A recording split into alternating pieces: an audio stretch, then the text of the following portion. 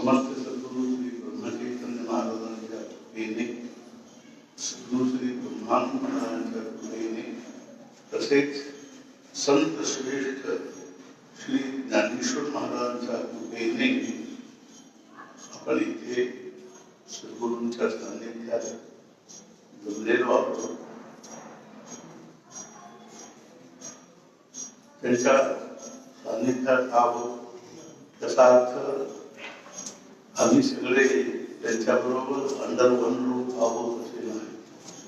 म्हणजे त्यांच्याबरोबर त्यांच्या हॉलमध्ये आहोत असं नाही, किंवा त्यांच्या आश्रममध्ये आहोत असे नाही.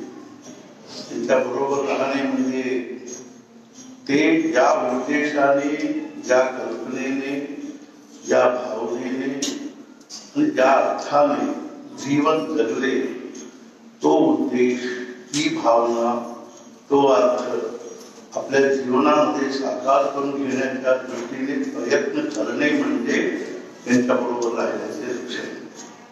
अंडर वन रूप राहणे हे काय बरोबर राहण्याचं लक्षण नाहीये. सद्गुरूंच्या सहवासात राहणे, साधू संतांच्या सहवासात राहणे म्हणजे त्यांच्या बरोबर राहणे असं नव्हे.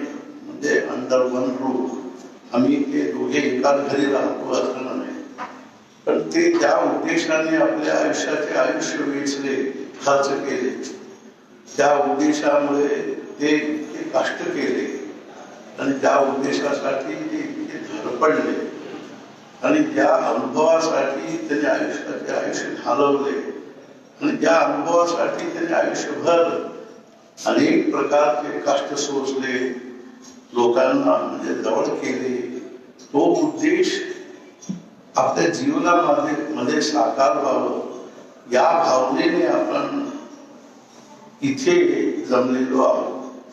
मग आपल्याला त्या उद्देशाला अनुसरून जे काही इथे प्राप्त होत आहे ते खरोखर म्हणजे त्या उद्देशाला अनुसरूनच प्राप्त होत.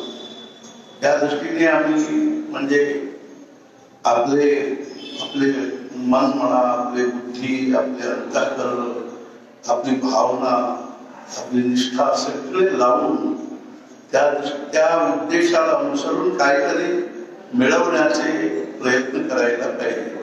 त्या दृष्टीने आम्ही सत्संग करीत आहोत, उपासना करीत आहोत. हे खरोखर त्यांची फार मोठी कृपा आहे. त्यांना जो अपेक्षित आहे तो आपल्या जीवनामध्ये साकार व्हायला पाहिजे. त्या दृष्टीने ब्रह्मानंद महाराजांनी षटशास्त्राला तिळप्राय तरी म्हणजे सोडून दिले आणि मोठमोठे म्हणजे हे जे आहे ब्रह्मानंद महाराजांच्या सारखे आपल्या भारतामध्ये, जगामध्ये मोठमोठे विद्वान होऊन गेले, श्रीमंत होऊन गेले, ते सुद्धा आपल्या जीवनामध्ये याच्यासाठी त्यांनी तृणवत त्याग करून त्याच्या मागे लागले, तेव्हाच ते त्यांना प्राप्त होऊ शकले. हे जसे आहे तसे आपण सुद्धा प्रयत्न करू आणि आपण सुद्धा थोडे थोडे साधन करून महाराजांना आवडेल तसे आम्ही जीवन निर्माण करून घेण्याचे प्रयत्न करू. या दृष्टीनेच माझी कळकळ असते की आपण त्यासाठी ज्ञानेश्वरी हे सर्वोत्तम ग्रंथ आहे आणि सर्वोत्तम विचारांचे समुच्चय आहे. ते विचार आपण श्रवण करून आपल्या जीवनामध्ये आणण्याचा प्रयत्न करू लागलो. हळूहळू आपले जीवन बदलत चाललेले आहे, जीवनामध्ये काहीतरी सुधारणा होत आहे ही आपल्या लक्षात येईल. म्हणूनच आम्ही त्या दिवसापासून हे श्रवण करीत आहोत. खरोखर आपले अहोभाग्य आहे. काल आम्ही 36वा प्रवचन बाबांचे वाचले आणि आपण सगळे श्रवण केला आणि आज 37वा प्रवचन आणि उद्या एक दिवस आपल्याला वाचले शेख होईल 38वा आणि परवा जसे काय परवा पुण्यतिथीच्या दिवशी दिवसभर बाहेरच्या भक्तांचे म्हणजे इथे दर्शनासाठी ते सारखे म्हणजे त्यांचे हे असल्यामुळे त्या दिवशी जमणार नाही आणि एकादशीच्या दिवशी काय होईल ते पण आज आम्ही प्रवचन श्रवण करू. त्याआधी आम्ही त्या संत श्रेष्ठ ज्ञानेश्वर महाराजांना ते आपल्या समोर बसलेले आहे आणि ते आमचे ऐकतायत आणि आमच्या भावना त्यांना कळते आहे. या भावनेने आपण हे श्रवण करून त्यांचा आशीर्वाद घेऊन म्हणून आधी अलंकापुरी पुण्यभूमी पवित्र हे नांदतो ज्ञान राजा सुपात्र दया कविता महापुण्यराशी. नमस्कार महाराज सद्गुरु श्री ज्ञानेश्वर सद्गुरुनाथ महाराज की जय. जय जय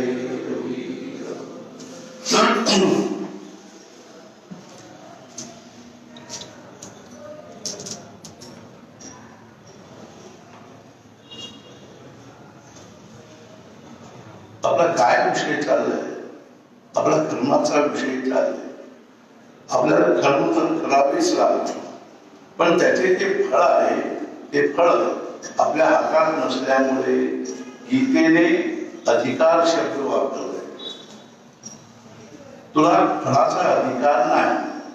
अधिकार नाही तर मी कर्म करणार नाही, तेही चालणार नाही. कर्म तर करायलाच पाहिजे. फळाची दृष्टी ठेवून कर्म करायला पाहिजे. फळाची दृष्टी ठेवून कर्म करायला पाहिजे, पण फळाविषयी आग्रह नसावा. काल मी कोणाला तरी म्हणत होतो मंदार ही अपेक्षा चूक नाहीये, पण आग्रह पाप. दुसऱ्याविषयी आग्रह करणे पाप आहे. हे उपनिषदामध्ये सांगितलेले ईशावास्य उपनिषदमध्ये ईशावास्यमिदं सर्वं यत्किंच जगत्यां जगत् तेन त्यक्तेन भुञ्जीथा मार्गः कस्यचित् मार्गः कस्यचित् धनम्. म्हणजे ईशावास्यमिदं सर्वं यत्किंच जगत्यां जगत्, जे काही हे जग आहे हे संपूर्ण ईशावास्यमिदं सर्वं त्या भगवंतानेच व्यापलेलं आहे. इथे भगवंत आतून बाहेरून संपूर्ण व्यापून आहे. तो नाही असे एक म्हणजे ठाव नाही. तो नाही असे ठाव नाही. तो संपूर्ण जग व्यापून आहे. अर्थात तेन त्यक्तेन भुञ्जीथा. आणि इथे जे काय आहे किंवा तुमच्या वाटेला जे काय आलेले आहे ते त्याग बुद्धीने तुम्ही त्याचा उपभोग करा. म्हणजे स्वार्थ बुद्धीने नव्हे, त्याग बुद्धीने उपभोग करा. म्हणजे याचा अर्थ काय आहे? समजा तुम्ही जेवायला बसलेले आहात. आता म्हणजे शेतावर गेलेली लोक असतात, शेतकरी लोक ते जेवायला बसले. आमच्याकडे ते कोणीतरी आले ना, या हो जेवायला या असे म्हणतात. म्हणजे ते काय म्हणतात? हे म्हणजे आमच्याकडे म्हणतात हो पुष्कळ लोक पा, पुष्कळ लोक पा असे म्हणतात. म्हणजे जेवायला या, जेवण करा या असे म्हटल्यानंतर ते म्हणतात पुष्कळ लोक पा. बाळ म्हणजे अगदी असे म्हणतात. रोटी तिलाक बनी असे हे म्हणतात. म्हणजे रोटी खायला या, ते बाळ म्हणजे अगदी असे म्हणतात.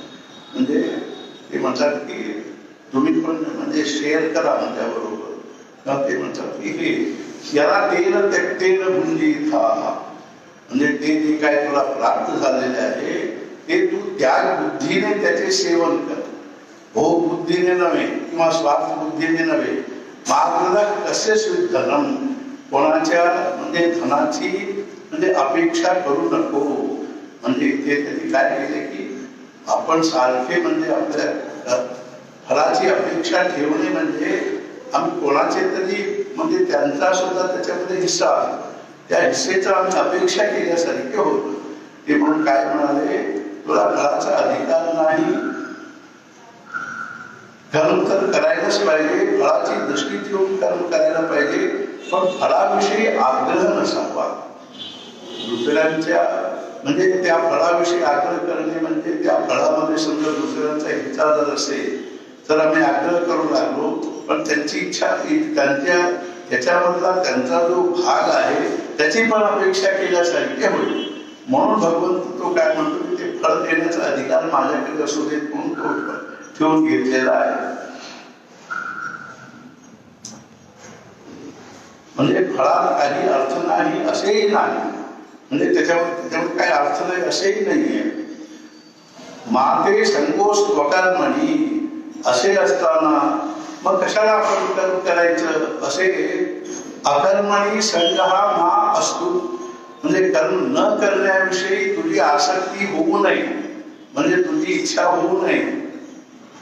कर्म केले तरी फळ मिळणार नाही म्हटल्यानंतर मग कशाला कर्म करायचं? अशी अकर्मणी तुझी आसक्ती होऊ नये, अकर्मामध्ये तुझी आसक्ती होऊ नये, कर्म करायलाच पाहिजे. मी नाही कर्म करणार असेही चालायचे नाही. ही सगळी गीतेची भाषा झाली. आपल्याला ती पाठही झाली असेल. अहो, गीतेने आपल्या जीवनाचे शास्त्र आहे ना, गीता हे आपल्या जीवनाचे शास्त्र आहे ना. गीतेचे जाऊ द्या, पण अध्यात्म हे जीवनाचे शास्त्र आहे ना. हे शास्त्र माझ्या जीवनामध्ये मला लागू पडले पाहिजे, तरच त्याला काही अर्थ आहे, नाही का? तेव्हा हे असेच राहू द्या. मी आपल्याला वेगळ्या तऱ्हेने सांगतो, अगदी निराळ्या तऱ्हेने, म्हणजे तुम्हाला पटेल अशा तऱ्हेने. आपण जन्माला आलोय, तुम्हाला खात्री आहे ना? नाही. हे कसे आहे? काही संशय येता कामाचे नाही.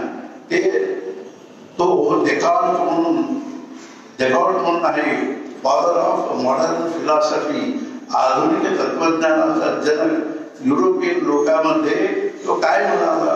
सगळा घोटाळा तत्वज्ञानात जर असेल तर हा एक म्हणतोय, तो एक म्हणतोय. अरे पण त्याला काही मूळ तत्वे म्हणून आहेत ना. ती जशी म्हणजे गणितामध्ये आहे ना, 2 अधिक 2 4, अगदी भास्कराचार्य जरी झाले तरी ते काही 2 अधिक 2 5 म्हणणार नाही. तसे तत्वज्ञानात काय मूळ आहे? तर मी आहे, मी विचार करतो, मी कर्म करतो, हे त्याचे मूळ आहे. याला कोणीच नाही म्हणू शकत नाही. तसे माझा जन्म झालेला आहे, याच्याबद्दल संशयच नाही. मला मृत्यू आहे, याच्याबद्दल कोणाला संशय आहे का? कोणाला जर संशय असेल तर त्याच्या डोक्यात काहीतरी फरक आहे असे समजा. आपण कितीही गरीब असो, श्रीमंत असो, अडाणी असो, विद्वान असो, मला जायचे आहे हे सोडून एक दिवस याची त्याला खात्री असते, पण लक्षात नसतं, आठवत नाही. सगळ्यांना खात्री असते. सगळे कधी कधी म्हणतात हो आम्ही कुठले शाश्वत आहे, हो आम्ही सुद्धा एक दिवस जाणार आहोत असे आम्ही म्हणतो, पण ते लक्षात राहत नाही. ते लक्षात ठेवलं ना, जे कोणी आपले मृत्यू आपल्या डोळ्यासमोर ठेवून वागू लागला तर तो खरोखर म्हणजे आपले जीवन म्हणजे त्याच्या आपल्या जीवनामध्ये काहीतरी प्राप्त मिळवल्याशिवाय राहणार नाही. तो काहीतरी मिळवणार. 3 गोष्टी म्हणजे कधी म्हणजे विसरू नाही असे मी एकदा सांगितलेलं होतं. 3 बात कभी नाही भूलना. मी एकदा लोंढ्याला गेलो होतो. लोंढ्याजवळ तिथे शांडिल्य आश्रम म्हणून आहे. हे कोण असे फारसे राहत नाहीये, पण एक आश्रम सारखे बांधलेले आहे, शांडिल्य आश्रम. मी सुद्धा रोज तिथे जपाला जात होतो. असा तिथे म्हणजे त्या बाकरे म्हणून डॉक्टर होते. ते लोंढ्याला बाकरे म्हणून डॉक्टर होते. ते महाराजांचे शिष्य होते. चांगले अगदी उत्तम साधक होते. त्यांनी पुंजाजी म्हणून एक सत्पुरुष त्यांच्याकडे येत होते. त्यांच्या मार्गदर्शनाखाली ते साधन करत होते पुंजाजींच्या. ते पुंजाजी रमण महर्षींचे शिष्य होते. ते रमण महर्षींचे शिष्य होते ते, आणि ते बाकऱ्यांच्याकडे येत होते. मी सुद्धा त्यांना 2दा एकदा तरी त्या पुंजाजींच्या बरोबर मी 15 दिवस राहिलेलो लोंढ्यामध्ये, आणि एकदा परत मी बेळगावला त्यांना भेटलो होतो. आणि ते चांगले उत्तम साधक होते, म्हणजे उत्तम अवस्थेतले होते. ते रमण महर्षींचे शिष्य होते. त्यांच्याबद्दल मी थोडक्यात सांगतो. ते काय होते, ते लखनौचे होते. लखनौला राहत असत. ते स्वामी रामतीर्थांचे भाचे होते, म्हणजे बहिणीचा मुलगा, म्हणजे पुंजाजी म्हणून. म्हणजे ते काहीतरी दुसरे नाव, म्हणजे त्यांचे मूळचे नाव वेगळे आणि हाक मारण्याचे नाव म्हणून काहीतरी त्यांचे पुंजाजी असे नाव आहे. त्याला काहीतरी नाव म्हणतात ना, कसले नाव म्हणतात? टोपण नाव तसे त्यांचे आहे. पुंजाजी नाव आहे त्यांचे. ते म्हणजे मिलिटरीमध्ये सर्व्हिस करून ते रिटायर्ड झालेले होते. रिटायर्ड होऊन आपल्या घरी राहिलेले होते, पण त्यांना लहान पहिल्यापासून आध्यात्मिक जिज्ञास. आणि कोणी साधू सत्पुरुष भेटले त्यांना पहिला प्रश्न ते विचारायचे की तुम्ही देव पाहिला का? ते म्हणायचे नाही पाहिलं. बरं म्हणते असे ते सारखे विचारायचे सगळ्यांना. आणि आपण थोडेफार काहीतरी कृष्णाचे भक्त होते, ते कृष्णाचे नाम घेत असत.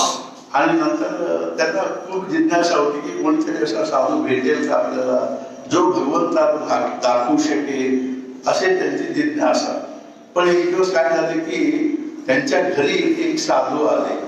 आणि ते म्हणजे कोणी साधू सत्पुरुष आले ना, त्यांना म्हणजे आदराने ते आपल्या घरी येऊन घ्यायचं, त्यांचे जेवण खाण वगैरे सगळी सोय, त्यांची सेवा करायची, त्यांचे जेवण खाण्याची सोय करायची.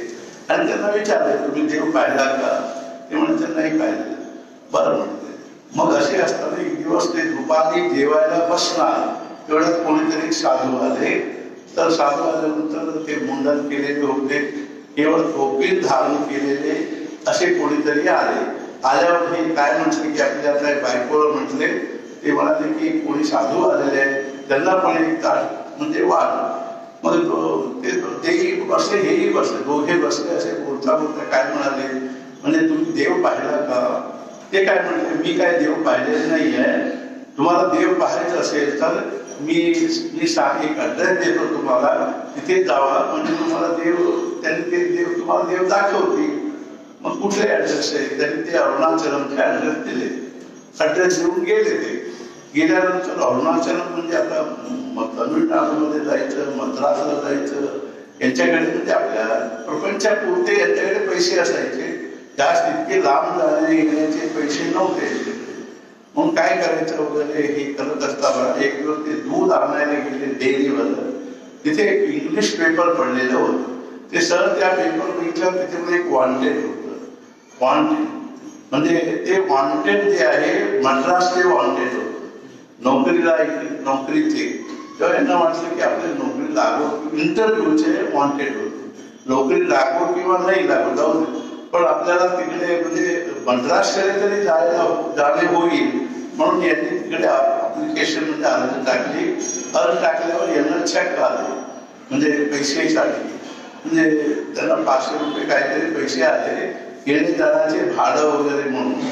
आणि मग यांना वाटलं की बरं झालं आपण मद्रासपर्यंत तरी जाऊन येऊ शकतो, म्हणून हे मद्रासला 4-8 दिवस आधीच गेले. इंटरव्ह्यू पेक्षा एक 8-10 दिवस आधीच मद्रासला गेले. आणि तिथून ते याला गेले अरुणाचलमला. अरुणाचलमला जाऊन टांगेमधून, स्टेशनवरून टांगेमधून गेले. आणि त्यांनी आपले बाग अजूनही काढले नव्हते टांगेमधून. आणि ते खाली उतरले आणि तिथे गुजराती बाई बसली होती. तिला विचारले की यहाँ वो रमण महर्षि करके कहाँ रहते हैं? तर रमण महर्षि बोला ये होगा, वो देखो रमण महर्षि को खिड़की में से देख रहे हैं ना, यही रमण महर्षि है, यही रमण महर्षि है, ये बदमाश आदमी है. एकदम म्हणाले की ये तो बदमाश आदमी है. अरे आप कैसे क्या बोल रहे, बदमाश क्या बोल रहे? नहीं नहीं, ये तो खुद हमारे घर आकर के अपना एड्रेस दे गया है. भाई म्हणाली नहीं आप गलत समझ रहे हैं, ये कहीं यहाँ से कहीं नहीं गए हैं. लेकिन दो बात हो सकती है कि एक तो यह है कि यहीं से यहाँ रहते हुए भी आपको दर्शन दिए होंगे, एक नहीं तो आपको कोई भ्रम हो गया होगा, ये तो कभी यहाँ से गए नहीं है. अरे क्या नहीं गए, हमने इनके साथ भोजन किया है, ये हमारे घर आकर के हमारे साथ भोजन करके अपना एड्रेस दे गए. तर पती बाई म्हणाले असं काही नाहीये. बरं म्हटले मी भेटतो म्हटलं. जाऊन त्यांना नमस्कार केला आणि ते आपले शांत असे बसलेले होते. ते आपने भगवान को देखा है? नहीं तो हमने तो नहीं देखा. फिर आपने हमारे घर आकर के हमको ये एड्रेस दे के गया कि यार यहाँ आए तो तुमको भगवान दिखा देंगे करके. नहीं हमने भगवान को देखा ही नहीं है. मग ते नाराज झाले, चिडले. मग म्हटले की काय बेकार माणसाकडे आलो आम्ही, म्हणून त्यांनी आता काय करायचं काय. बरं असू दे म्हणून त्यांनी बॅग वगैरे काढले, तिथे खोली घेतली, ते ठेवले. म्हटले आपण इथपर्यंत आलेलो आहोत, डोंगरी हे आहे, वातावरण आहे, म्हणजे स्थळ आहे, म्हणजे म्हणून आपण 4 दिवस इथे राहून जाऊ. म्हणून ते ते डोंगरामध्ये अरुणाचल ते तिरुवण्णामध्ये ते सगळे तिथे प्रदक्षिणा वगैरे करत राहिले. तिथे एक देऊळ होतं. त्या देवळामध्ये 3 दिवस ते कृष्णाचे नामस्मरण करत करत राहिले होते. त्यांना तिकडे खूप बरं वाटलं आणि 4थ्या दिवशी परत आले. येऊन ते काय म्हणाले, ते रमण महर्षी त्यांना विचारले कुठे गेला होता. असे मी गेलो होतो आणि खूप म्हणजे आनंदात होतो. तेव्हा म्हणजे आता तो आनंद आहे का. आता नाही म्हणजे तेव्हा तिथे आम्ही 4 दिवस तिथे 3 दिवस खूप मस्त आनंदात होतो. पण असे येण्या जाण्याचे आनंद घेऊन तुला काय करायचे आहे. तू स्वतः आनंद स्वरूप आहेस मला. तेव्हा त्यांना वाटलं हे काय आहे. तेव्हा ते तिथे थांबले आणि नंतर इंटरव्ह्यूला जाऊन आले. मग नोकरी सुरू झाली. नोकरी सुरू झाल्यानंतर वरचे काय करायचे, ते इकडे येऊन जाऊन राहायचे. पण त्यांची बोट सांगतो. नंतर ते हळूहळू काय झालं की रमण महर्षींचे शिष्य झाले. पण त्यांची एक गोष्ट सांगतो. त्यांनी सांगितलेली गोष्ट आहे, त्या पुष्कळशा गोष्टी आहेत. मी 15-20 दिवस त्यांच्या बरोबर होतो. रोज काय काहीतरी सांगत होते ते. तर मी त्यांना स्वयंपाक करून जेवायला घालत होतो. मी स्वतः लोकांचा स्वयंपाक करत होतो तिथे गोंड्यामध्ये आणि त्यांनाही जेवायला घालत होतो. आणखी त्यांच्या तिथे 2 मास्टर कोणीतरी होते ते म्हणजे बाकरेंचे, डॉक्टर बाकरेंचे घरी बाकरे सुद्धा चांगले साधक होते. ते बाकरे रोज शांडिल्य आश्रमला साधनेला जात असत. आणखी त्यांचे पण थोडेसे सांगतो काय. नंतर काय झालं की ते तिथे राहू लागले मद्रासमध्ये. त्यांचे कसे काय म्हणजे नियम काय होतं, ते सकाळी बरोबर 3:30ला उठायचे. 3-3:30ला उठून आंघोळ करायचे. 4 ते 9 पर्यंत 4-4:30 ते 9 पर्यंत जप करत बसलेले असायचे. आणि बरोबर 9 वाजता ते उठून आले आणि ताटावर बसले, जेवले आणि ऑफिसला गेले. आणि बरोबर तिथून मग 6ला यायचं. 5-5:30 यायचं, हातपाय धुवायचं. परत 6ला जपाला बसले, 9ला यायचं आणि जेवण करायचे, झोपायचं. काही म्हणजे घरातले काहीही इकडे तिकडे बघायचे नाही. सगळे बायको सांभाळत असत. आपले म्हणजे आपले साधन असे साधन करत होते. असे 8 वर्ष त्यांनी साधन केले. आणि सकाळी बरोबर 3-3:30 काहीतरी आपले काही म्हणजे कॉन्क्रीट काही साधन नाही आपले. म्हणजे कॉन्क्रीट साधन म्हणून काहीच नाही. सॉलिड असे काहीच नाहीये. आहे नाही होईल तेवढे करतो, होईल तेवढे करतो. म्हणजे महाराज म्हणाले की होईल तेवढे करतो म्हणजे तेवढे 2 अर्थ म्हणले. म्हणजे जास्तीत जास्त करतो तेही आहे आणि कमीत कमी करतो तोही हे आहे. म्हणजे होईल तेवढ्यामध्ये दोन्ही अर्थ होतात. म्हणजे सगळे उपद्रव करून मग एवढे जमेल तेवढे करतो म्हणजे होईल तेवढे आहे. म्हणजे जास्तीत जास्त होईल तेवढे करतो असेही त्याचा अर्थ. मग ते काय झालं की बरोबर असे 8 वर्ष करत होते. तेव्हा एक दिवस सकाळी अंघोळ करून आता आपल्याला जपाला बसणार. तेवढ्यात ते कोणीतरी दार खटकवल्याचा आवाज आला. आणि आता कोण आले सकाळी 4 वाजता म्हणून ते दार उघडलं तर त्या दारावर राम, लक्ष्मण, सीता आणि मारुती उभे होते. आश्चर्य वाटलं की अगदी आश्चर्य वाटून हे काय विचारले, भगवान इतने रात में आप यहाँ कैसे. तेव्हा मारुती म्हणे आज शिवरात्रि है, हम रामेश्वर जा रहे थे, मालूम पड़ा कि मधुरपुर में भक्त रहता है तो उनसे मिलते चले गए, करके आ गए. तर ते म्हणाले की मैं तो कभी आपका नाम लिया ही नहीं है. तेव्हा सीता काय म्हणाली, राम और कृष्ण में कोई भेद नहीं, फिर आप अंदर आ सकते हो. मग त्यांनी हात घेत त्यांना बोलवले. काल मी सांगितलं ना प्रोफेसर शील त्यांचे सांगितले ना, आपले अंतःकरण जर त्या भावनेत असे भरून गेले, त्या भावनेचा आर्द्रता इतके प्रचंड होत की ते निर्गुण निराकार परमात्मा हळूहळू साकारच होऊन आमच्या समोर उभा राहिला. असे ते आत बोलवले, आत आले आणि त्यांनी 4 पाठ मांडले. त्या 4ही पाठावर बसले. बसल्यानंतर त्यांनी आपल्या बायकोवर उठवायला गेले. अरे देखो भगवान आए, उसका दर्शन करो. ती बाई विचित्रच होती. तुकाराम महाराजांच्या बायको सारखी होती ती. एकदम बोलली, इतनी रात में कोई भगवान आते का, आपका भी जाप कर के दिमाग खराब हो गया बोले. तेव्हा हे काय म्हणाले, देखो मैंने कभी तुमको इतनी रात में उठाया था क्या? उठ के देखो भगवान आए, उसका दर्शन करो. आणि ती कसं तरी असे ते पांघरून वगैरे टाकून मग रागाने आली आणि येऊन बघतात की कोणीच नाही पाठावर. आणि नंतर परत काय आरडाओरड करू लागले. तेव्हा हे म्हणाले भगवान इसको भी दर्शन दो, नहीं तो जिंदगी भर हमको और आपको दोनों को गाली देगी. मग तेव्हा त्या बाईला पण दर्शन झाले. त्या काय भाग्य आहे, अशा माणसाचे बायको झाले तरी पुष्कळ.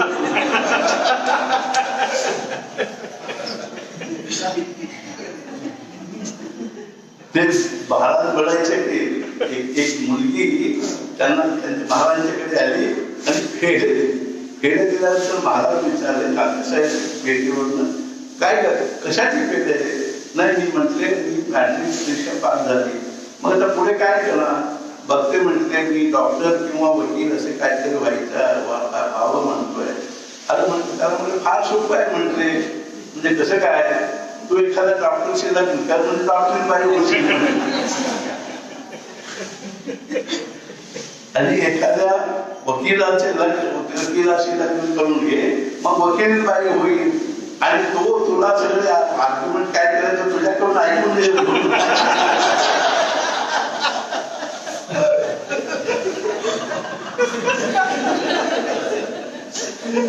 म्हणजे जबरदस्त वकील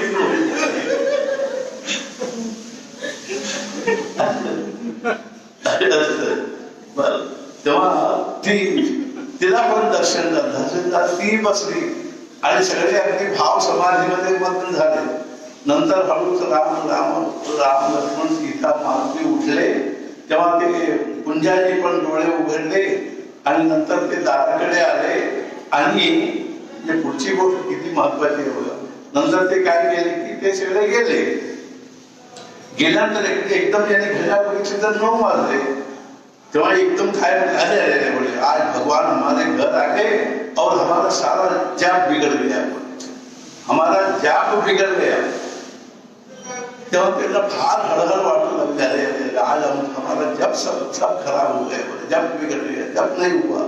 मग जेवले कसं तरी जेवले आणि ते ऑफिसला गेले. ते म्हणाले मला की परत येताना मी रामकृष्ण आश्रम मध्ये गेलो आणि तिथल्या त्या स्वामींना विचारलं की स्वामी महाराज की आज सगळे ऐसा हो गया, भगवान राम श्री राम लक्ष्मण सीता मारुति वगैरह आ गए, ये आ गए और हमारे कमरे में बैठ गए. तो हम भी म्हणजे मग्न हो गए, यही मग्न हो गए, इसलिए आज हमारा जप नहीं हुआ. इसके लिए प्रायश्चित क्या करना चाहिए? जब ते स्वामी जी म्हणाले आप बड़े भाग्यवान हैं, आपको भगवान का दर्शन. वो तो ठीक है लेकिन आज का जप का क्या होता? म्हणजे इतके ते विलक्षण म्हणजे हे होते. आणि ते अर्थात म्हणजे असे म्हणजे त्यांना कुंजाजी यांना ते डॉक्टर बाकरे यांना ते मार्गदर्शन करत होते. आणि ते नंतर एकदा गुरुपौर्णिमेच्या वेळी ते आलेले असताना मला पण सांगितले. आम्ही गेलो तिकडे. मला काय म्हणायचं आहे म्हणजे आपल्या जीवनामध्ये असं जे काही घडतात ते खरोखर म्हणजे फार विलक्षणच असतात. म्हणजे अशा घटनेतून आपल्या जीवनाचं काहीतरी निर्माण होत असतो. जीवनामध्ये शास्त्र आहे ना, ते शास्त्र माझ्या जीवनामध्ये मला लागू पडले पाहिजे, तरच त्याला काहीतरी अर्थ आहे, नाही का? तेव्हा हे असेच राहूया. मी काय म्हणत होतो त्या शांडिल आश्रमामध्ये मी एकदा शांडिल आश्रमामध्ये गेलो होतो. तिथे 3 गोष्टी लिहिलेली होती. एक म्हणजे त्या 3 बार कभी नहीं बोलना चाहिए. मी एकदा सांगितलेलं होतं. पहिले एक म्हणजे भगवान को कभी नहीं बोलना चाहिए, भगवान. और दूसरी बात मृत्यू, आपल्या मृत्यूला कभी नहीं बोलना चाहिए. जो विवेकानंद म्हणत असत, जो 24 तास आपल्या डोळ्यासमोर आपल्या मृत्यूला ठेवून राहिलेला आहे तोही काहीतरी जीवनामध्ये साधू शकेल. आम्ही त्याला विसरून जे आहोत त्यामुळे आम्हाला काय वाटत नाही. परीक्षित राजाला जेव्हा शाप झाला की तो 7व्या दिवशी तक्षक सर्प चावून म्हणजे तू मरणार आहेस, शाप झाल्याबरोबर त्याला खूप दुःख होऊ लागले. मरतो म्हणून दुःख होत नव्हता, पण मला आता आयुष्य राहिले एवढेच राहिलेले आहे, मी कसे कृतार्थ होऊ, म्हणजे मला कसे भगवंताचे साक्षात्कार होईल ही तळमळ लागली त्याला. मृत्यू डोळ्यासमोर आपण ठेवून राहणे याचे असं आहे, आपल्याला भगवंताच्या दर्शनाची तळमळ निर्माण होण्यासाठी. अरे आम्ही उद्यापर्यंत असतो की नाही कोण असतो, आज आपल्याकडून जेवढे शक्य आहे तेवढे आज आपण नाम घेऊ असे वाटायला मृत्यू आपल्या डोळ्यासमोर पाहिजे. तेव्हा त्यांना खूप म्हणजे दुःख होऊ लागले, असमाधान होऊ लागले, तळमळ होऊ लागली. तेव्हा तो देव भगवंताला प्रार्थना केली की भगवान काहीतरी असे उपाय करा की ज्याने माझा उद्धार होईल, म्हणजे या 7 दिवसामध्ये माझा उद्धार होईल. तेव्हा भगवंत काय करतो की इथेच योगक्षेमम वहाम्यहम, त्याचा अर्थ असा इथेही एक आहे. असे म्हणजे त्याला काय आहे की त्याला भगवंताच्या आपले जीवन सार्थक होण्याच्या दृष्टीने त्याला काहीतरी मार्गदर्शन पाहिजे आहे. ते मार्गदर्शन पुरवणे सुद्धा ते योगक्षेमच आहे. म्हणजे अक्षरशः त्या आध्यात्मिक दृष्ट्या त्याला जे काय अपेक्षित आहे त्याचे पुरवणे हे सुद्धा त्याच्या योगक्षेम आहे. आणि हे जास्त महत्वाचे योगक्षेम आहे. आपल्याला काय भाजीपाला आणून देणे किंवा आपल्याला काय गुड तेल आणि म्हणजे असे म्हणजे आपल्या प्रपंचाला लागणाऱ्या वस्तू आणून देणे किंवा पुरवणे किंवा मिळवणे हे काय खरे फार मोठे योगक्षेमाचे लक्षण नाही. पण आपल्याला जे खरोखर भगवंताचे साक्षात्कार आपल्याला व्हायला पाहिजे, त्या साक्षात्कारासाठी जो सत्संग पाहिजे किंवा जे साधन पाहिजे ते साधन पुरवणे, ते साधन आपल्याला मिळेल अशी व्यवस्था करणे म्हणजे योगक्षेम आहे. तसे भगवंत योगक्षेम करतोय. जेव्हा यांना तळमळ होऊ लागली, रामकृष्ण परमहंस म्हणायचे तुम्ही साधू संतांची म्हणजे साधू संतांना सद्गुरूंना म्हणजे शोधत जाण्याचं काही कारण नाही. म्हणजे तुमच्या अंतःकरणाचे कमळ उमळले ना, मग जसे भ्रमर येऊन कमल उमळल्यावर जसे भ्रमर येऊन आपोआपच भ्रमर येतात, तसे आपल्या अंतःकरणामध्ये खरी तळमळ निर्माण झाली. साधू संत तुम्हाला शोधत येते, म्हणजे तुम्हाला ते शोधत येते, त्यांना आपण शोधत जावं लागणार नाहीये. तसे ते तळमळ होऊ लागली परीक्षित राजाला. तेव्हा तो म्हणजे भगवंताच्या अर्थात संकल्पाने अर्थात शुकमहर्षी आले, अगदी आनंद आले. ते शुकमहर्षी म्हणजे ब्रह्मनिष्ठ. आता शुकमहर्षीच्या छोटीशी गोष्ट सांगू. काय हे व्यासाचे पुत्र आहे, व्यासपुत्र. आणि हे आपल्या आईच्या पोटामध्ये 16 वर्ष होते. आणि 9 महिन्याच्या नंतर 1-2 महिने 1 महिना वगैरे झाले ना, त्या बाईला किती त्रास होईल. आणि आपली पौर्णिमा 12 महिने राहिली होती आपल्या आईच्या पोटात. ते बाळंतीण करायला जे लोक आले, बायका यायचे ना, ते कंटाळून वापस जायचे. म्हणजे डिलिव्हरी झाल्यानंतर बाळंती पण करायला, त्यांना बाळंती असताना त्यांचे उपचार वगैरे करायला त्यांना म्हणजे हे करायला त्या बायका यायच्या, त्यांच्या नातेवाईक असल्या. ते 15 दिवस बघायचं, महिनाभर बघायचं, अजून झाले म्हणून ते वापस जायचं. मग शेवटी 12 महिने झाले वगैरे असे. पण शुकमहर्षींचा थोडा आशीर्वाद आहे त्याला.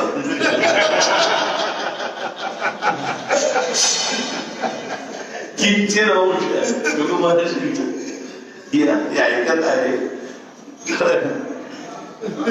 ते शुकमहर्षी 16 वर्ष राहिले पोटामध्ये. तर काय की आमची आई मला ओरडत होती, सगळ्या गोष्टीला किती काही करतो. आणि तो आई नाही आणि घरातले लोक सुद्धा आजूबाजूचे लोक, अरे तो 7व्या महिन्यातच बाहेर पडलेला आहे म्हणे, तो घाईने बाहेरच आलेलो. ते सगळ्या गोष्टीमध्ये जे घाई करत असतात ना, त्यांना म्हणतात की तू इतक्या घाईने कशाला बाहेर आला, 9 महिने सुद्धा शांतपणे बसला नाही आत. असे 7 महिने घाईने आलेले असतात ना. म्हणजे मंदारचा मुलगा सुद्धा 7व्या महिन्यात इतकी घाईने आलेला आहे, म्हणून सगळे गडबड करत.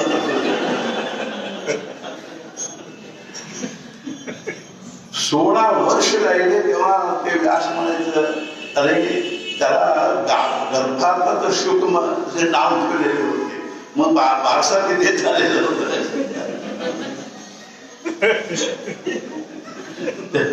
म्हणजे गर्भामध्ये बारसा झालेला, तिथे शुक नाव ठेवलेले होते. तेव्हा ते म्हणायचे की आता तू बाहेर ये, तुझ्या आईला किती त्रास होतो बघ, तू काय लहान आहेस काय, आता पोट केवढं मोठं झालेलं, 16 वर्ष.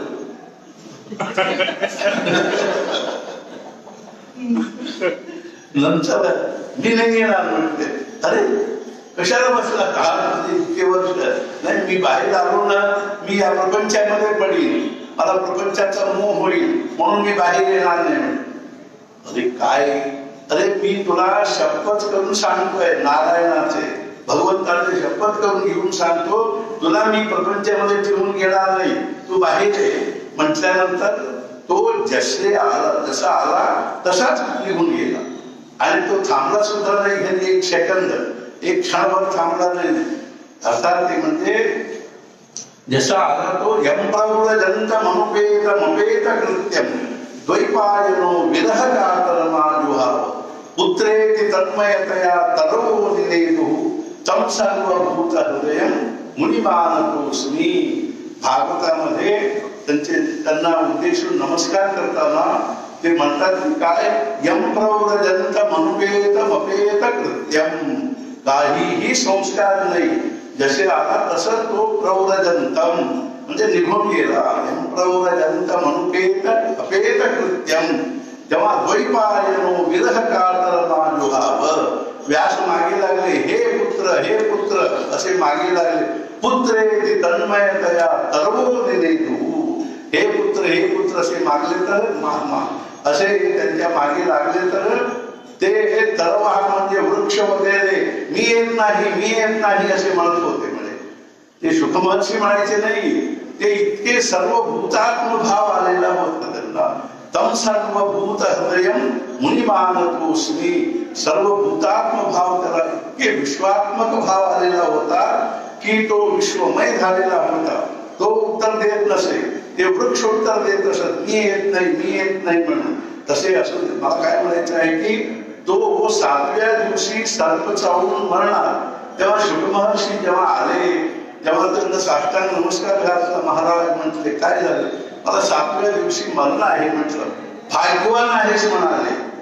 अरे 7व्या दिवशी मरण आहे म्हणजे तू भाग्यवान आहे कसं काय, तर म्हणाले की बाकीच्या जीवांना 7 क्षण राहू याचा भरोसा नाही, पण तू 7 दिवस खात्रीने राहणार आहे हे जरी निश्चित झाले की काय भाग्य आहे तुझं. 7 दिवस आता तू राहणारच असे हे निश्चित झाले, मग काय काळजी घेण्याचं कारण नाही. 7 दिवसात तू उद्धार होऊ शकेल म्हटले. मग काय करू, मी भागवत सांगतो, तू श्रवण कर म्हणाले.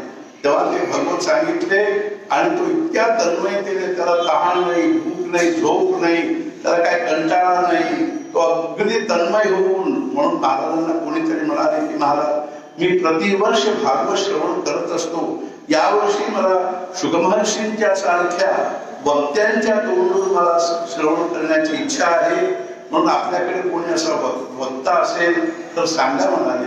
तेव्हा ते महाराज एक क्षण सुद्धा विचार न करता माझ्याकडे तसा वक्ता तयार आहे म्हणाले, पण तुम्ही आधी परीक्षित सारखा श्रोता व्हा म्हणाले. तेव्हा ते नंतर भाऊसाहेब विचारले महाराजांना, असा वक्ता कोण आहे आपल्याकडे. तेव्हा महाराज एकदम भावनेने भरून म्हणाले, ते म्हणाले की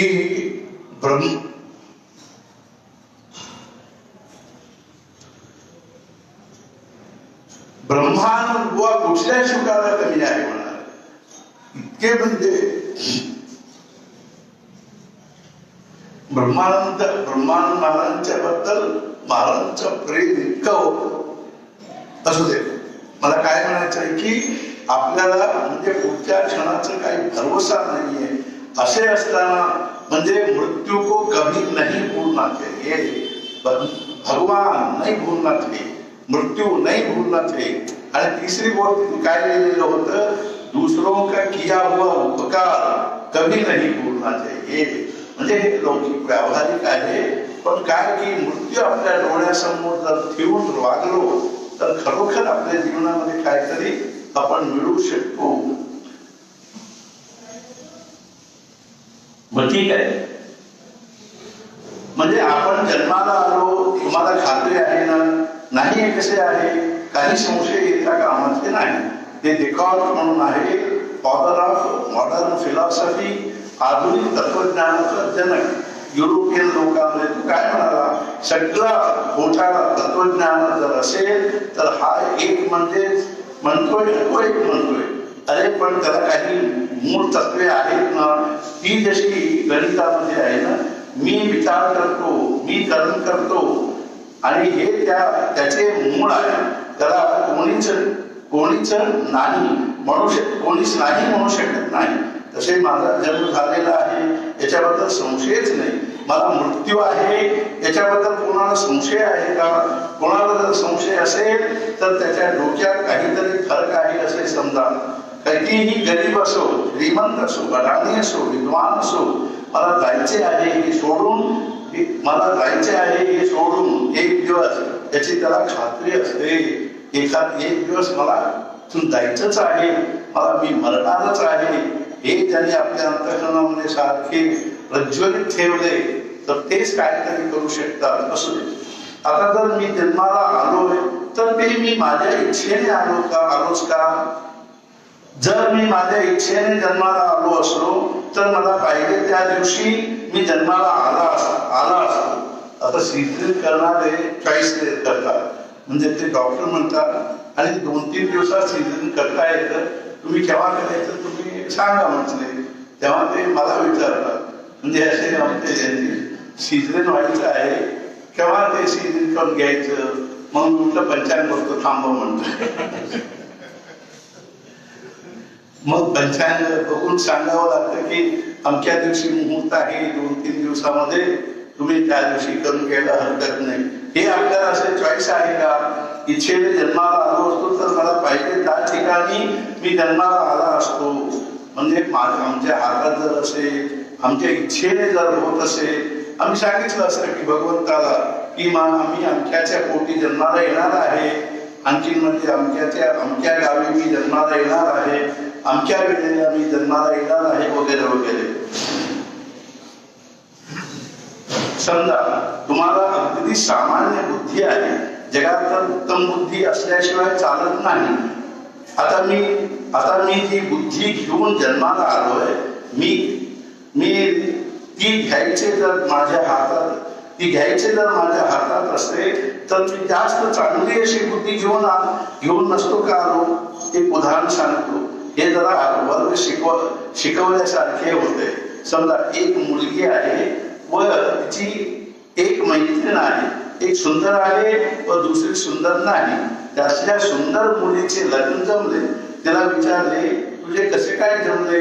तर ती म्हणाली की मला पाहिल्यावर ते खुश झाले, हीच मुलगी पाहिजे म्हणाले. जर ती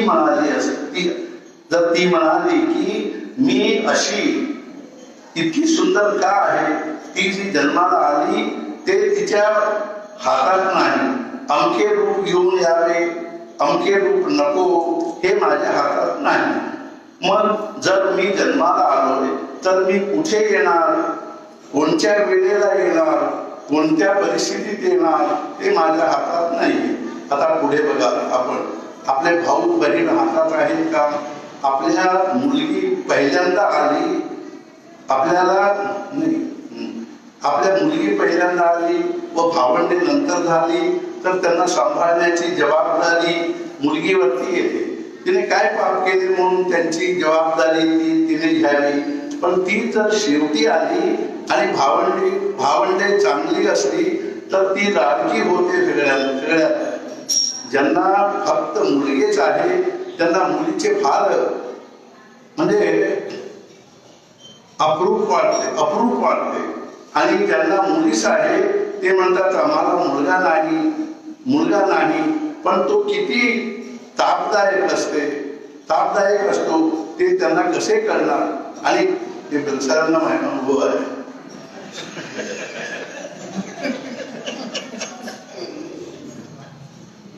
होता.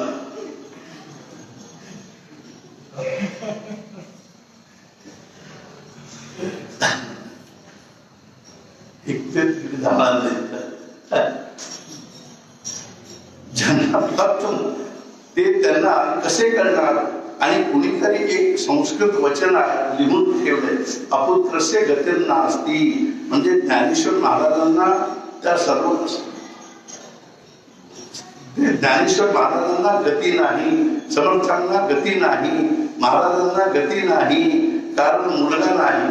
तेव्हा मी कुठे जन्माला यावे, कोणत्या जातीमध्ये यावे, पुरुष किंवा स्त्री म्हणून यावे, कोणत्या क्रमांकावर यावे, ते माझ्या हातामध्ये नाही.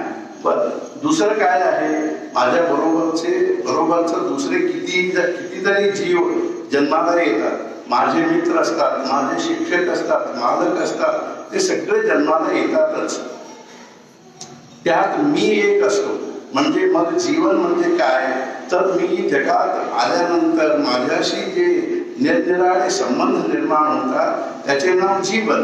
याला की नाही कृष्णमूर्तींचे वाक्य फार छान आहे. Life is a network of relations. संबंधाचे जाळे आहे आणि त्यात तुम्हाला काही अधिकार नाही. हे असे का आणि ते तसे का. आता हे जे संबंध असतात ना, त्या दोन प्रकार आहेत, 2-3 म्हणा. मला बुद्धी आहे, माणूस हा बुद्धिमान प्राणी आहे. Man is a rational animal. आपण म्हणतो ना, त्याचा वरचा मजला खाली आहे. बुद्धी नाही म्हणजे काहीच नाही. व्यवहारामध्ये ज्याला अक्कल नाही त्याला आपण कमी समजतो. ज्याला समज कमी आहे, अपंग समजतो त्याला आपण. तेव्हा बुद्धी ही अतिशय महत्वाची आहे.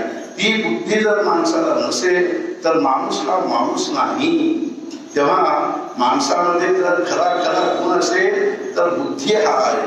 अथर्ववेदात असावे. माणसाला विश्वस्य सुकृती असे म्हटलेले आहे. किती कृती म्हणजे कर्म. विश्वामध्ये जर उत्तम कृती असेल तर माणूस आहे. का तर तो बुद्धिप्रधान आहे. या बुद्धिप्रधान प्रामाण्यामुळे माणसाच्या वागण्यात फरक असतो. प्राणी आणि माणूस यांच्यामध्ये फरक असतो. इतकी महागाई झाली, माणूस त्याचा विचार करतो. प्राण्यांना त्याचे काही आहे. आमच्या घरात एक मांजरी व्याली, 4 पिल्ले झाली तिला. तिने कधी विचार केलाय का दूध इतके महाग झाले, पिल्लांना कुठून दूध आणायचे, तिने विचार केलाय कधी नाही. माणूस मात्र विचार करतो. त्या कुत्र्यांना मांजरांना फॅशनचे काही आहे का. माणसाचे बघा, हा कपडा बरा आहे, साड्यांच्या दुकानात बघा, मला नेहमी असे कौतुक वाटते. इतकी महागाई आहे, पण काय कपड्यांची दुकाने आहेत सगळीकडे आणि सर्वांची विक्री होते. म्हणजे काय तर बुद्धीपासून जे काही गुण निर्माण होतात. माणूस घरे बांधतो. काय इतके घर आहे, काय एक घर असते. पण याच्याही पलीकडे आणखी काहीतरी माणसात आहे.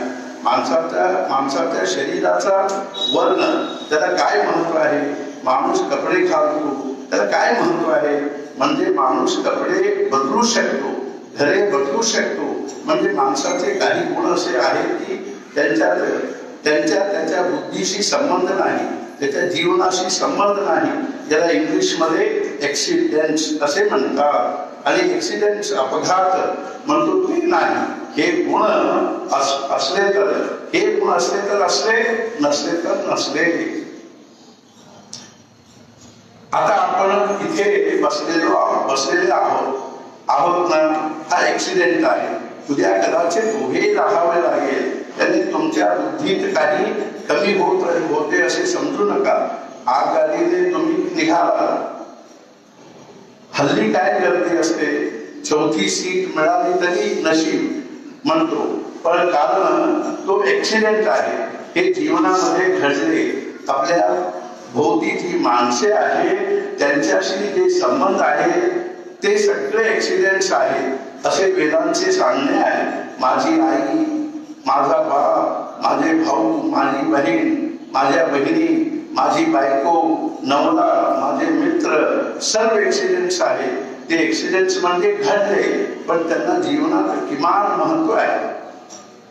बघा, जीवनाकडे असे जर मोठ्या दृष्टीने बघितले तर माझी ही बायको का झाली, हा माझा नवरा का झाला, माझ्या पोटी ही अशी मुले का आली, एक मूळ चांगले आणि दुसरे मूळ अपंग येते, ऍक्सिडेंट्स आहेत, घडले ते त्याला जीवनात तसे महत्व नाही.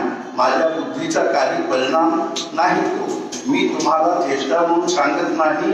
एकदा महाराज काय म्हणाले, तुम्हाला असे वाटते का की कोणीही माझ्याकडे येऊ शकतो, म्हणजे त्याचा संबंध आहे तोच येईल, नाही तर नाही येणार. म्हणजे आपण जेव्हा सद्गुरूकडे जातो, या आधी इतके दिवस का जात नव्हतो. एकदा काय झाले, एक मुलीचे लग्न होत नव्हते. फार ऐकण्यासारखे आहे. ऍक्सिडेंट कसा होतो, ऍक्सिडेंट हा तर्कशास्त्राचा शब्द मी वापरतोय. घडले तर त्या मुलीसाठी 40-42 पोट्टे पाहिजे हो. कोणी तिला नापास करायचा तर ती कोणाला पसंत करीत नसे. हल्ली पोरी मोठ्या असतात.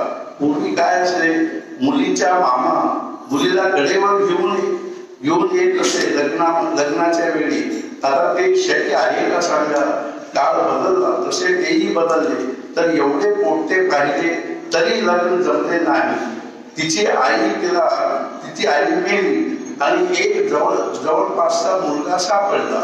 महाराज काय म्हणाले, इतके दिवस कुठे गेला होता हा. तोही होताच, पण आल्यावर जमले बरोबर. आणि तोच मुलगा का, तर ते बरोबरच ठरलेले असते. म्हणून आपल्या जीवनामध्ये जे संबंध आले ते का आले, त्याला उत्तर नाही. ही माझी बायको का, हा माझा नवरा का, ही माझी मुले का, त्यांचे प्रारब्ध असे का, त्याला उत्तर नाही. फर्स्ट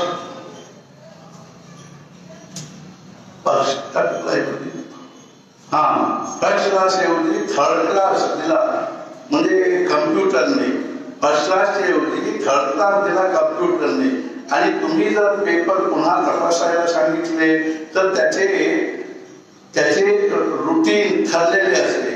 म्हणजे फॉर्म भरून पैसे घेतात आणि मार्क्स बरोबर आहे म्हणून कळवतात. म्हणजे जीवन कसे आहे, जीवन गुंतागुंतीचे आहे. माझे शिक्षक कोण असावे फार महत्व आहे. याला तुमचे प्रोफेसर कोण असावे, शिकायला विद्यार्थी कोण बरोबर असावे. एक गंमत सांगतो. आमच्या कॉलेजमध्ये राव म्हणून प्रोफेसर होते. त्यांचे वडील हायकोर्ट जज होते, गंगाधरराव म्हणून. ते फ्रेंचमध्ये प्रोफेसर एल्फिन्स्टन कॉलेजमधून ते पुढे सिद्धार्थ कॉलेजमध्ये आले. आपण जीवन बघा. तेव्हा इथे श्रीप्रकाश हे गव्हर्नर होते. त्यांचे वडील म्हणजे भारतरत्न होते बघा.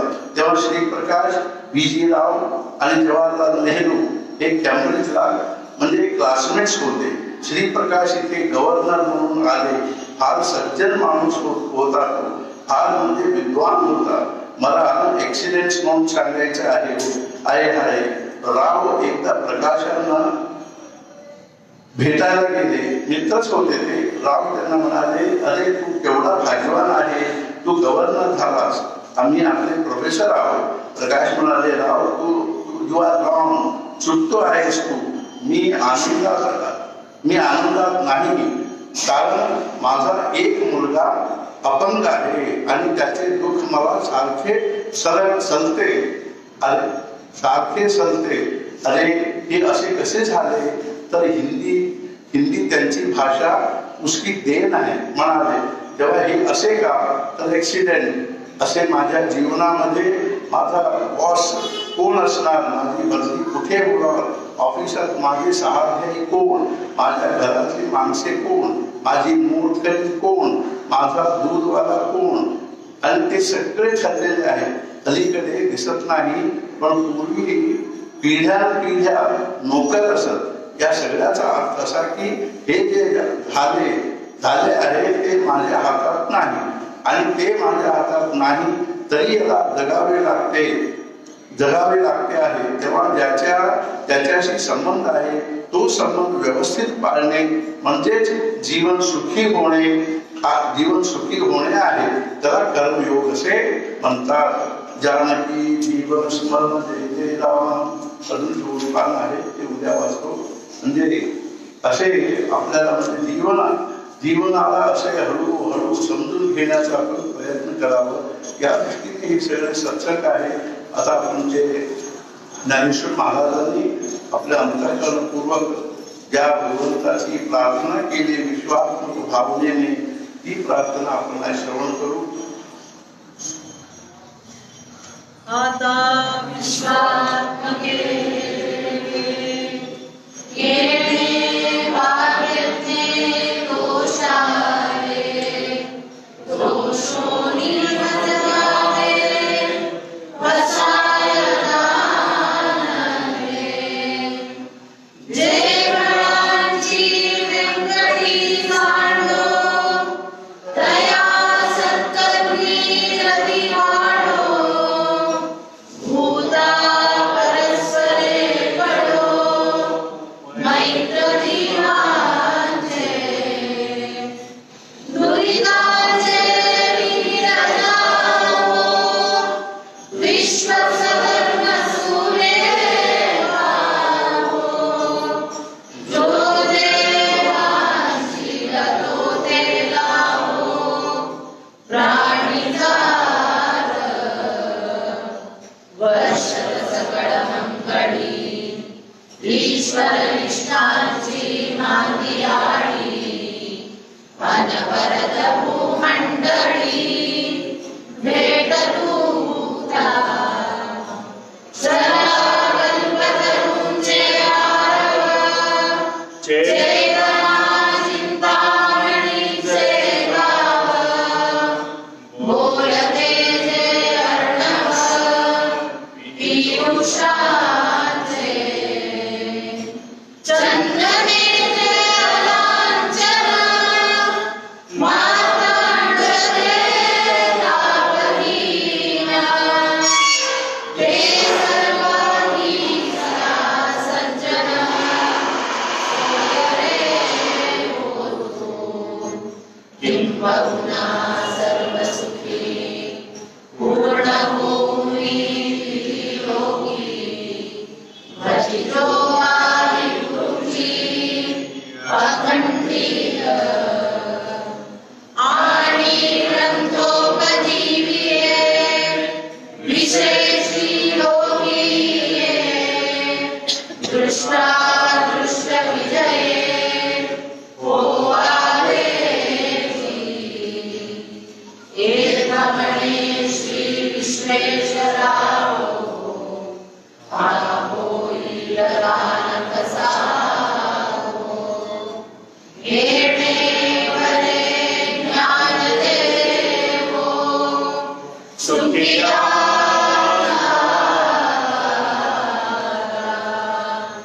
सुखिया सद्गुरुनाथ महाराज की जय. जय जय समर्थ सद्गुरु श्री ब्रह्मचैतन्य महाराजांच्या चरणी, सद्गुरु श्री ब्रह्मानंद महाराजांच्या चरणी, तसेच संत श्रेष्ठ सद्गुरु श्री ज्ञानेश्वर महाराजांच्या चरणी अत्यंत कळकळीने प्रार्थना करतो की महाराजांनी आपल्याला आयुष्य आरोग्याने ऐश्वर्य देऊन अनुग्रहित करो. तसेच आपल्याला भगवंताची भक्ती नामाविषयी प्रेम आणि सद्गुरुविषयी अनन्य निष्ठा देऊन अशी प्रार्थना करू. सद्गुरुनाथ महाराज की जय. जय जय रघुवीर समर्थ.